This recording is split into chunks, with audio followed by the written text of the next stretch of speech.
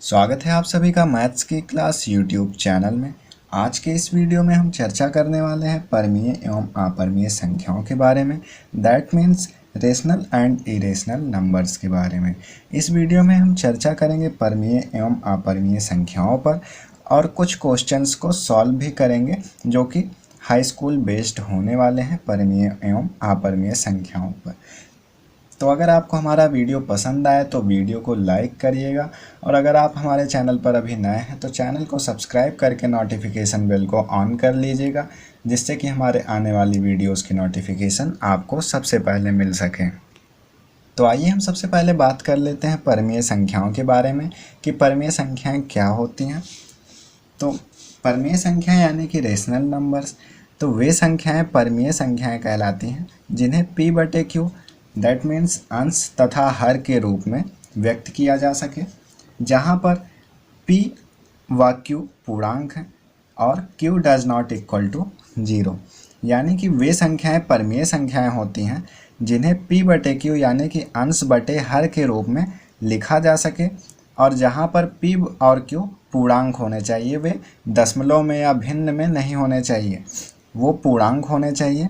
और जहाँ पर q does not equal to 0, q का मान 0 के बराबर नहीं होना चाहिए। क्यों नहीं होना चाहिए? क्योंकि अगर समथिंग बटे 0 होता है इनफाइनाइट, तो अगर कोई किसी भी संख्या के नीचे अगर 0 हो जाएगा यानी कि हर में 0 हो जाएगा तो वह संख्या इनफाइनाइट के बराबर हो जाती है, इसलिए q does not equal to 0। अब बात आती है अपरमीय संख्याओं के बारे में। तो अपरमीय संख्याएं वे संख्याएं कहलाती हैं जिन्हें p/q के रूप में व्यक्त ही न किया जा सके, जिन्हें p/q के रूप में यानी कि अंश और हर के रूप में लिखा ही ना जा सके। और यहाँ पर भी p और q पूर्णांक होने चाहिए और q जो है 0 के बराबर नहीं होना चाहिए। तो आइए हम परमीय एवं अपरमीय संख्याओं के कुछ एग्जाम्पल्स को देख लेते हैं जो कि कुछ इस प्रकार हैं। परमीय संख्याओं के एग्जाम्पल को हम इस प्रकार से लिख सकते हैं, जैसे 2/3 हुआ, 5/13 हुआ, 7/4 हुआ।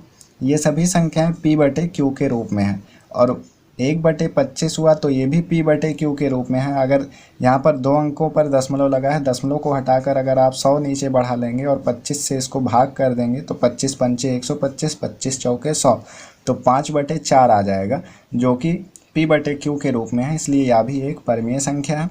और अपरमीय संख्याओं के एग्जाम्पल्स हम देख लेते हैं। √2, √3, पाई का मान होता है 22/7, लेकिन यह पूरा विभाजित नहीं होता, इसलिए यह भी एक अपरमीय संख्या के रूप में होता है। और -√2/√3 और 0.1010 ... ऐसे आगे बढ़ता चला जाएगा और भी बहुत सारे उदाहरण आप लिख सकते हैं। तो आइए हम बात करते हैं अपने हाई स्कूल के चैप्टर के बारे में, एक्सरसाइज के बारे में। आइए हम उस पर कुछ क्वेश्चंस को सॉल्व करते हैं।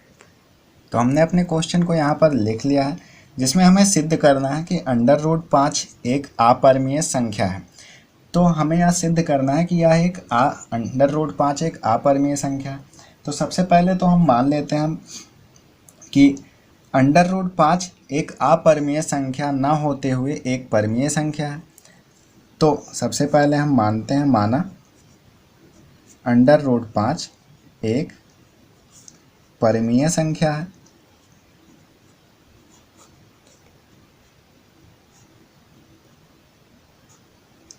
हमने इस √5 को एक परमीय संख्या मान लिया है। तो जब यह एक परमीय संख्या है, सॉरी स्पेलिंग प्रॉब्लम जल्दी लिखने में हो जाती है। तो जब ये एक परमीय संख्या है तो यह किस रूप की होगी? परमीय संख्या किस रूप की होती हैं? p/q के रूप में होते हैं। तो इसको हम p/q के रूप में लिख लेते हैं। तो √5 इज इक्वल टू p/q, जहाँ पर p और q क्या है? p और q धनात्मक पूर्णांक है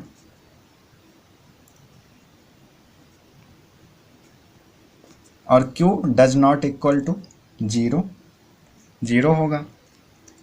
और हम यहाँ पर मान लेते हैं कि p और q में एक के अतिरिक्त कोई अभाज्य गुणनखंड सर्वनिष्ठ नहीं है, यानी कि p और q के अभाज्य गुणनखंड में कोई भी संख्या कॉमन नहीं है। जैसे अभाज्य गुणनखंड क्या होता है, 2 गुणे 2 गुणे 3, और इसमें कोई q का जान लीजिए 3 गुणे 3 गुणे कुछ भी हो गया।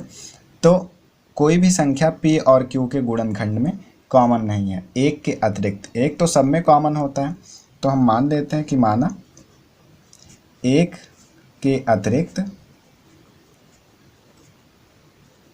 और कोई भी संख्या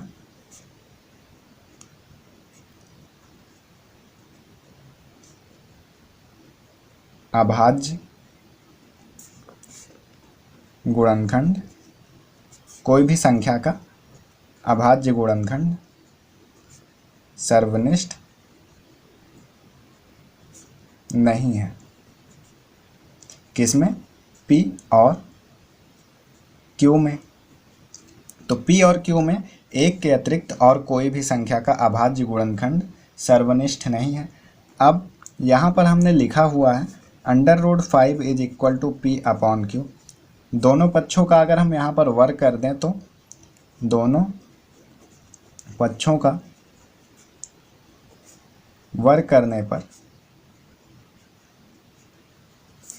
तो यहाँ पर √5 का वर्ग होगा तो ये 5 हो जाएगा, और is equal to p² upon q²। तो यहाँ से हम q² को इधर पक्षांतर कर देंगे तो p² is equal to 5q²। p² अब बराबर है 5q² के। तो यहाँ से आप देख सकते हैं कि यानी कि p² विभाज्य होगा 5 से। 5 से p² कट जाएगा।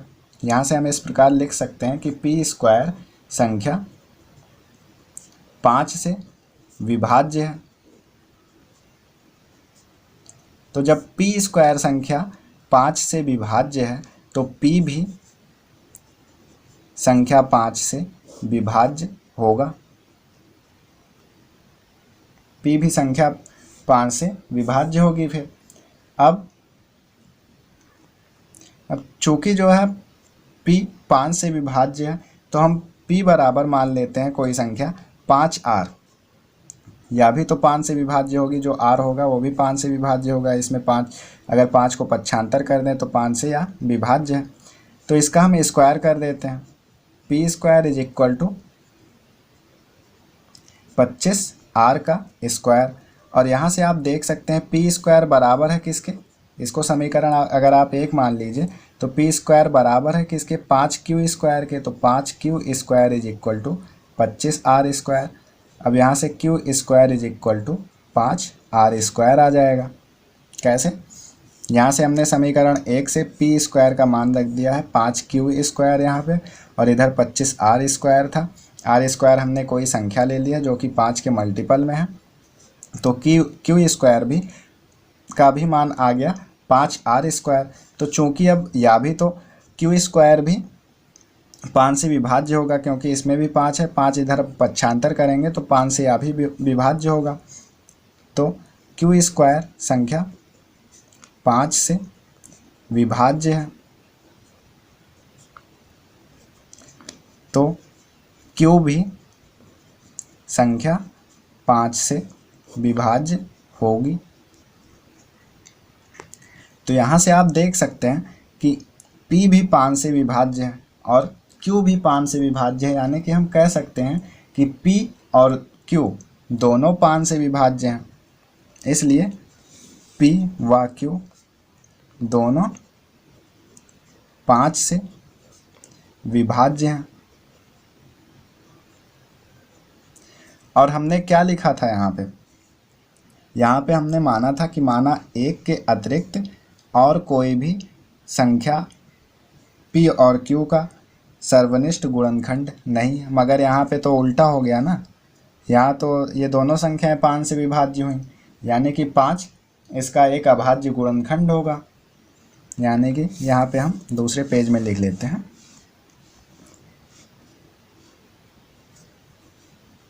5 संख्या p व q का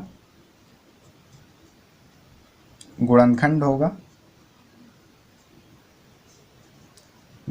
होगा। चाहे आप इसे अभाज्य गुणनखंड कहिए, कुछ भी कहिए, वही गुणनखंड होगा। और यह 1 के अतिरिक्त है।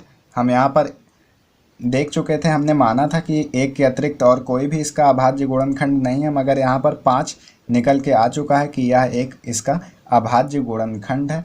जो कि किस कारण हुआ? क्योंकि हमने उल्टा मान लिया था, अपने विरोधाभास के कारण हुआ। तो यहाँ पर हम लिखेंगे चूँकि यह विरोधाभास हमारी ही मान्यता के अनुसार हुआ, क्योंकि हमने ही इसको उल्टा माना था कि यह एक अपरिमेय संख्या ना होकर यह एक परिमेय संख्या है। तो हम यहाँ पर लिखेंगे क्या कि यह विरोधाभास हमारी मान्यता के अनुसार P और Q में हुआ है। तो हम यहाँ पर लिख लेते हैं। तो हमने यहाँ पे लिख लिया, चूँकि यह विरोधाभास हमारी मान्यता के कारण हुआ। मान्यता हमारी क्या थी कि यहाँ पर 1 के अतिरिक्त और कोई भी संख्या इसका अभाज्य गुणनखंड नहीं है, परंतु यहाँ पर यह प्रूफ हो चुका है कि 5 इसका एक सर्वनिष्ठ गुणनखंड है। तो यह विरोधाभास हमारी किस मान्यता के कारण हुआ? इसी मान्यता के कारण हुआ। इसलिए जो कि यह संकेत देता है कि हमारी कल्पना √5 एक परिमेय संख्या है, असंगत एवं त्रुटिपूर्ण है, इसलिए √5 एक अपरिमेय संख्या होगी। तो यह अब प्रूफ हो चुका है। तो आइए हम अपने इसी प्रकार के नेक्स्ट क्वेश्चन पर चलते हैं।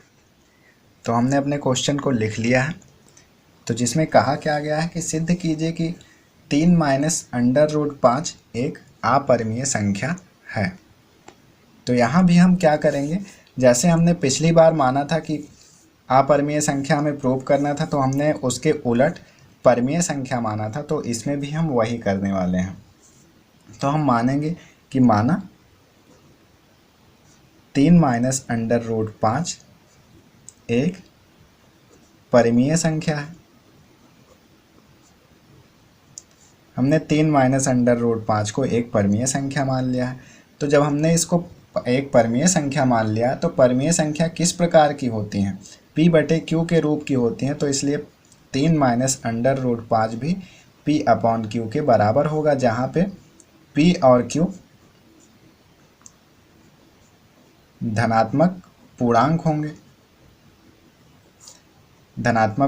होंगे और Q does not equal to 0 होगा, क्योंकि Q अगर 0 हो जाएगा तो इसका मान पूरा 0 हो जाएगा। तो यहाँ से आप देख सकते हैं, इसको हम इधर पक्षांतर कर दें तो 3 = P/Q प्लस √5, और इधर P/Q को हम इधर पक्षांतर कर दें तो √5 = 3 - P/Q, और Q का हम इसमें गुणा कर दें, यानी कि लासा ले लें तो √5 = Q का इसमें गुणा 3Q - P/Q। अब यहाँ पर ये आ चुका है, यानी कि 3Q - P/Q। तो P और Q एक धनात्मक पूर्णांक थे। यह जब पूर्णांक है तो यह भी एक पूर्णांक के रूप में आएगा। ये सभी P और Q एक पूर्णांक है, पूर्णांक होंगे तो यह भी ज़्यादा से ज़्यादा P/Q के रूप में आएगा, यानी कि अंश बटे हर के रूप में इसका उत्तर आएगा। अगर हम P/Q को कोई पूर्णांक मान के यहाँ पर कोई संख्या रखते हैं तो यह एक परिमेय संख्या आएगी। इसका मान एक परिमेय संख्या आएगा, और ये क्या है? एक अपरिमेय संख्या है, यानी कि ये तो इक्वल का निशान लगा है, बट ये गलत है। तो चूँकि यह गलत धारणा हमारे किस विचार से पैदा हुई? क्योंकि हमने इस संख्या को 3 - √5 को परिमेय संख्या मान लिया था, इसलिए यह धारणा उत्पन्न हुई। तो इसलिए हम यहाँ पर यह कहेंगे कि चूँकि P और Q पूर्णांक हैं, इसलिए 3Q - P/Q एक परिमेय संख्या है, अर्थात √5 भी एक परिमेय संख्या होगी, जो कि इस तथ्य का विरोध करती है कि यह √5 एक अपरिमेय संख्या है। हमें यह विरोधाभास किस गलती के कारण हुआ? अपनी गलती के कारण हुआ, क्योंकि हमने अपरिमेय को परिमेय संख्या मान लिया था। तो इस प्रकार से यह एक अपरिमेय संख्या होगी, जिसे हम यहाँ पर लिख देते हैं। तो यहाँ पर हमने स्टेटमेंट लिख दिया, चूँकि P और Q पूर्णांक है, इसलिए 3Q - P/Q एक परिमेय संख्या है, अर्थात √5 भी एक परिमेय संख्या है, जो कि इस तथ्य का विरोध करता है कि √5 एक अपरिमेय संख्या है, चूँकि ये वास्तव में तो अपरिमेय संख्या है ना, तो ये परिमेय संख्या के बराबर कहाँ से होगा, इसलिए इस तथ्य का वास्तव में विरोध करता है। चूँकि यह विरोधाभास हमें हमारी गलती के कारण हुआ है, इसलिए ये 3 माइनस अंडर रूट 5 एक अपरिमेय संख्या होगी। तो अब हम चलते हैं अपने नेक्स्ट क्वेश्चन पर। तो यहाँ पर हमें सिद्ध करना है कि 3/2 अंडर रूट 5 एक अपरिमेय संख्या है। तो जैसा कि हम सभी क्वेश्चन में करते आ रहे हैं, इसमें भी वही करेंगे। हम मानेंगे कि यह एक परिमेय संख्या है, माना 3/2 अंडर रूट 5 एक परिमेय संख्या है। तो परिमेय संख्या किस प्रकार की होती है, p/q के रूप की होती है, तो यह भी एक p/q के रूप में ही होगी, यानी कि इतना बराबर p/q।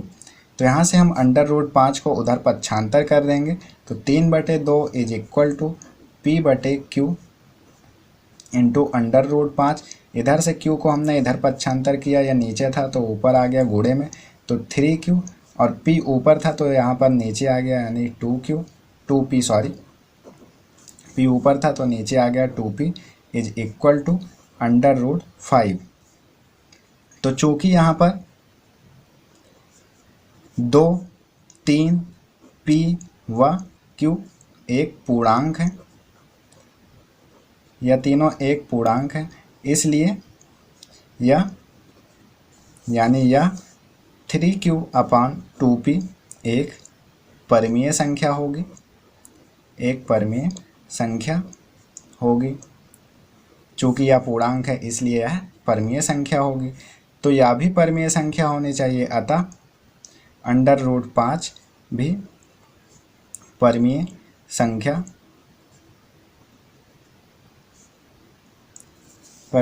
है। चूँकि यह तथ्य इस बात का विरोध करता है कि अंडर रूट 5 एक परिमेय संख्या है, तो इसलिए हम यहाँ पर लिखेंगे चूँकि यह तथ्य इस बात का विरोध करता है कि अंडर रूट 5 एक परिमेय संख्या है। चूँकि यह वास्तव में तो अपरिमेय संख्या है ना, तो परिमेय संख्या कैसे हो जाएगी, इसीलिए यह विरोध करता है। तो यह विरोध किस कारण से हुआ, हमें अपनी गलती के कारण हुआ। हमारी गलती क्या थी, हमने यहाँ पर इसे माना कि यह एक परिमेय संख्या है। तो यह विरोधाभास क्यों हुआ, तो यह विरोधाभास हमारी गलती के कारण हुआ।